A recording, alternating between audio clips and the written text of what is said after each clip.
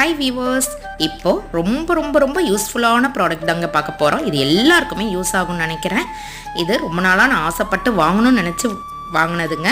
ஆனால் இது கொஞ்சம் பெருசாக வரும்னு நான் எதிர்பார்த்தேன். அவங்க காட்டும் போது பெருசாக தான் இருந்தது. ஆனால் நம்ம கையில் வச்சு பார்க்கும்போது அது சின்னதாக தெரியுது. ஓகே, இதுவும் நல்லா தான் இருக்குன்னு சொல்லிட்டு அது கிளிப்பு மாதிரி கொடுத்துருந்தாங்கங்க. அந்த கிளிப்பில் மாட்டிட்டேன்.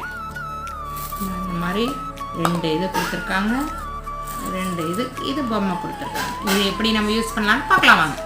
டெடி பியரில் ஸ்டிக் கொடுத்துருந்தாங்க. அந்த ஸ்டிக்கை பிரிச்சுட்டு அதை ஒட்டிட்டோங்க. ஸ்டிக்கு செம்ம பவர்ஃபுல்லாக இருக்குங்க. நான் முதல்ல பாத்ரூமில் ஒன்று ஒட்டிட்டு கிச்சனில் ஒன்றுங்க.